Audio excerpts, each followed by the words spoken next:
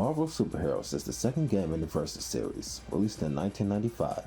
Following the release of X-Men Children of the Atom, this series borrowed from gameplay mechanics established in Street Fighter II, with a more flexible movement system through dashing and super jumps, and a more lenient form of the combo system found in Darkstalkers 1. Marvel Superheroes makes the action more spectacular with extra super moves per character, per round, the Infinity Gems, which give special abilities to every character, and fleshes out the air combat with subtle additions to the juggle system, bringing the series a couple steps closer to the fast-paced, hyper-fighter combat this series is known for today. Marvel Superheroes borrows from the combat system of Street Fighter II using 3 punch attacks and 3 kick attacks, each divided into 3 categories: light, medium, and heavy. They change the speed, range, and power of your normal attacks that are performed by pressing single buttons while standing, crouching, or jumping.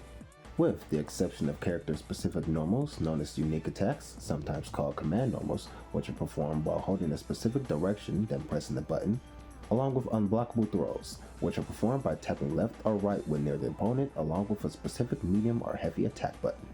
In addition to your standard movement options of walking forwards or backwards, pressing down to crouch, and up to jump, you can immediately go beyond the boundaries of the screen with a super jump by quickly pressing down, then up. Perform quick horizontal movement by quickly tapping left twice or right twice to dash across the screen. Some characters can jump off walls, jump multiple times, fly, and air dash. Combine dashes, jumps, or your character's unique air movement for maximum screen control. But make sure to block once in a while. Hold back to block while standing, crouching, and even while jumping. Recover when knocked down by rolling, and tech throws to neutralize them.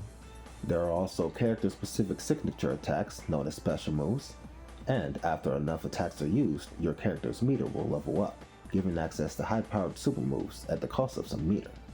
Both are usually performed with multiple directional inputs and a press of one or more attack buttons at the same time you input the last direction.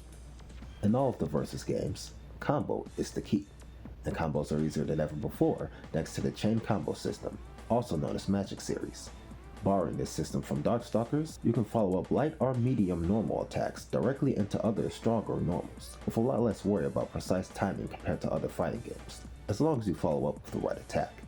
Combine this open combo system with the fast and free movement options to take your opponents for a wild ride.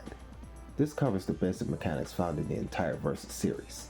Now for controls and mechanics unique to Marvel Superheroes, and aspects of this game that would change throughout the Versus series. Every character on the main roster has one main costume and an alternate color for mirror matches. These tend to be a bit more distinct than the mirror match colors from Children of the Atom, so if you find one you like, make sure to hold up or down, depending on your fighter's placement on the screen, for more than 4 seconds, then press a button to pick their alternate color. Afterwards, you'll have 2 options to pick. In Children of the Atom, this is where you would choose between Manual Guard and Automatic Guard. Auto Guard will automatically defend against attacks for you, as long as you weren't attacking yourself. It's a particularly strong mode in that game, as it activates even when walking forward, and doesn't activate within a certain range of your opponent. Or at least, it would be if you didn't take damage from every type of attack while blocking. In Marvel Superheroes, this beginner-friendly mode has to be turned on in the arcade menu settings, and is only available as a limited training mode against the CPU. Still pretty nice to see games willing to teach you themselves this early on though. Anyway, for standard player fights, Turbo Speed makes its debut to the Versus series from Street Fighter II Hyper Fighting. Here you choose between normal speed and 1 turbo speed. However you choose to practice is up to you, but these games are beloved for their fast and wild pace of combat, and Turbo adds a lot to that. So if you're not sure which one to pick in a real match, always pick Turbo. And just as a note for future reference, this game does not have multiple turbo settings in the arcade menu. Dashes and super jumps can be performed by pressing multiple punches or multiple kicks at the same times, respectively. In Children of the Atom, the dash shortcut command was to press 2 punches, and the super jump shortcut was to press all 3 kicks. To make space for new mechanics, the new dash shortcut now requires you to press all 3 punch buttons at the same time. However, pressing 3 punch buttons at the same time can be a little difficult in these older games, especially if you're playing on pad. I would recommend setting a button to activate all 3 punch buttons or all 3 kicks, similar to the default control layout in the console ports. Getting extra hits done after dash attacks has been phased out, Alongside crouch canceling, the slight damage increase from medium and heavy attacks are gone as well. However, the pushback caused by dash attacks has been greatly reduced, allowing for much easier combos and removing the need for crouch canceling anyway. In Children of the Atom, you can cancel all of your normals with a super jump, even if the attack misses or before it comes out at all, but that has been removed. It makes combat a little less chaotic on the ground, but not in the air. On the ground or after normal jumps, you can't do chain combos in the open anymore. You have to actually make contact with your opponent in order to keep up the pressure, aside from certain repeatable normal attacks. But these changes come with improvements to your combo potential. In Children of the Atom, you are only allowed to do 2 air attacks per air movement option, along with a special or super. Now, if you manage to land a hit, you can do a full Magic Series combo using all 6 attack buttons. Some normal attacks on the ground now cause a dedicated launching state. Children of the Atom had a general knockback state that allowed you to combo off of anything if your next attack reached in time. But this new straight up launch state makes super jump combos a bit easier. In fact, if you use a dedicated ground launcher or a dedicated anti-air launcher, now all you have to do is hold up for an easier super jump follow-up. Just make sure to hit them before they start falling back down, or they'll be able to block. This updated juggle system also introduces a new effect. During the super jump air combo, performing certain attacks, usually heavy normal attacks, will slam your opponent to the ground, sending them flying across the screen. During this flying screen effect, your opponent is not able to get off the ground, and if you're close enough, you can pick them up off the ground for further damage. All of your normal attacks can be cancelled into special moves or super moves. Special moves work the same. They can still be cancelled on hit if the last attack missed, and even before the normal attack starts. Once you filled one or more of your infinity gauges, you can use your infinity combo super move. In Children of the Atom, the command for each character's super on the main roster was the same, involving directional inputs, then pressing all 3 punches at once. Now the inputs have more variety, but usually just require one of the motions you'll find common with moves in Street Fighter. But instead of 2 motions, you just press 2 punches or 2 kicks. For example, down, down, forward, forward plus any 2 punches. This becomes the standard for the rest of the series. But the amount of meter a character can gain differs from character to character. Some characters only get 1 stock of meter, some get 2, and some get a maximum of 3. X powers, or X abilities, have been removed. Techniques that used to be related to X abilities have been changed to gem abilities, and a couple have been changed to special moves, including flight, meaning that you no longer have to spend meter to fly. You can now build meter with your normal attacks even if they miss, and when you activate your supers, the screen now has a freeze effect. And let's just say I hope your opponent was blocking before the screen freeze. You can't quite block if the attack is already activated, and you can no longer cancel your guard with a super. But that was more of a happy accident anyway. Now that mechanic has been replaced by a new one, the infinity counter. Borrowing this mechanic from Street Fighter Alpha 1, you can spend 1 stock of your meter while blocking to interrupt your opponent's attacks with one of your own.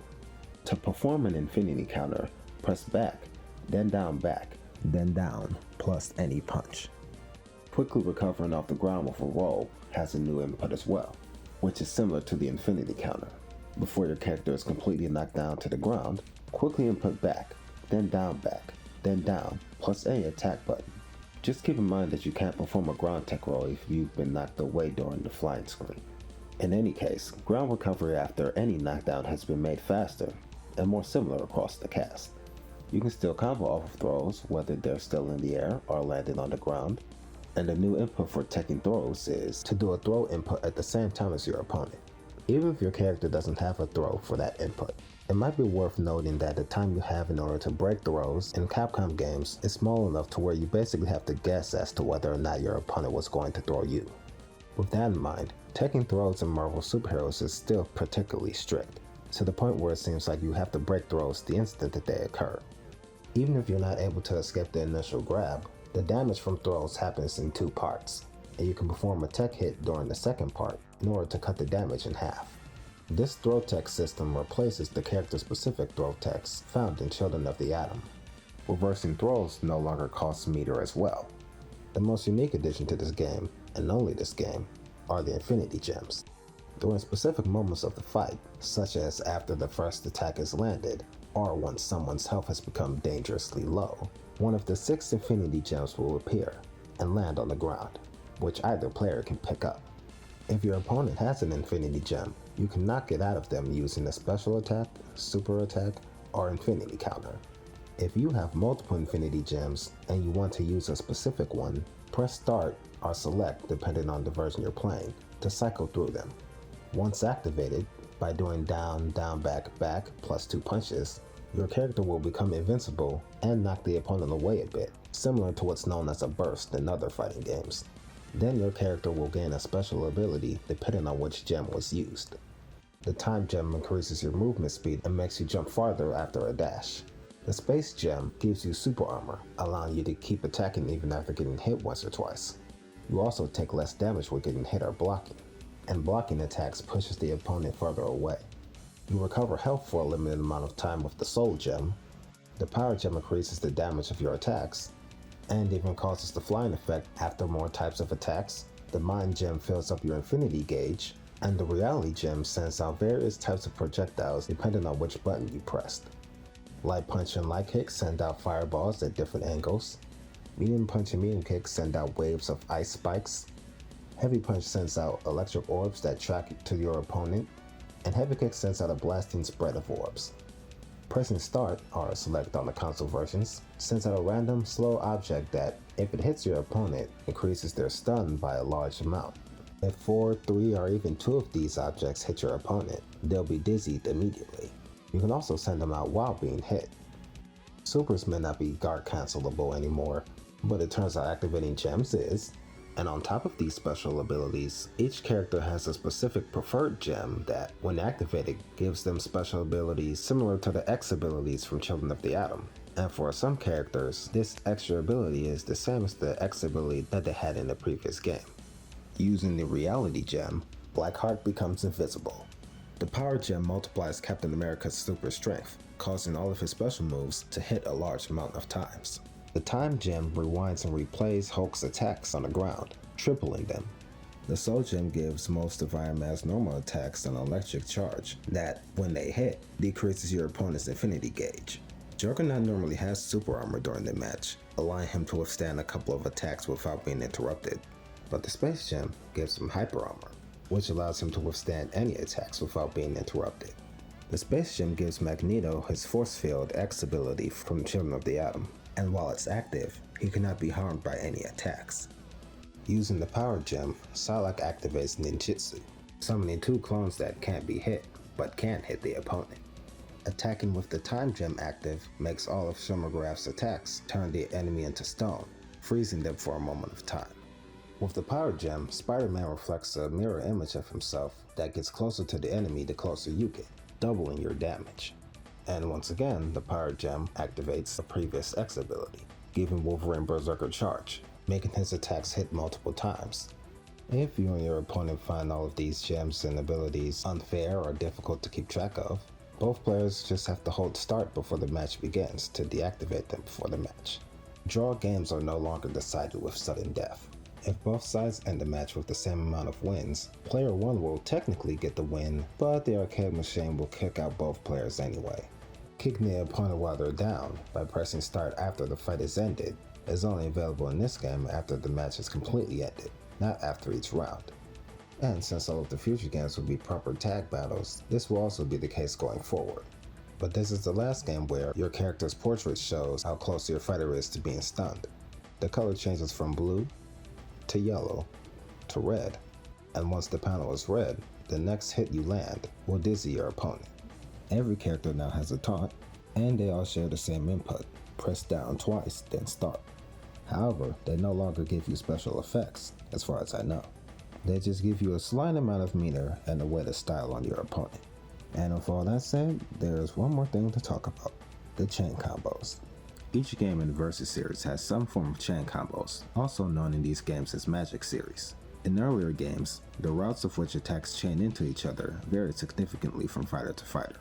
Some of these combo routes will be removed or made standard across the cast in future games, so for this game, just focus on the ones related to fighters you want to learn. There are 5 routes for ground combos. Start with a light punch, then light kick, then medium punch, then medium kick, then heavy punch, then heavy kick. You can start with any button in the chain, and skip ahead to any attack before the end of the chain. Most characters in the game follow this combo pattern when jumping. Some characters can start their magic series with a light attack before doing a medium or heavy attack, but once they do a medium or heavy attack, that ends the chain, usually meaning they can only do 2 attacks on the ground, so it's best to go for a knockdown, launcher, or special move at the end. Shimmergraph can combo any punch attack into any kick attack, and Blackheart can combo any kick attack into any punch attack, but these also have a limit of 2 hits.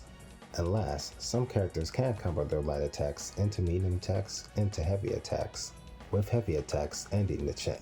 Keep in mind that these combo routes apply while on the ground, but the air combo route is shared by everyone except Blackheart. Every character shares the same combo route, where they start off with light punch, then press all 6 buttons in a row, but you'll still need to keep track of where and how the attacks hit.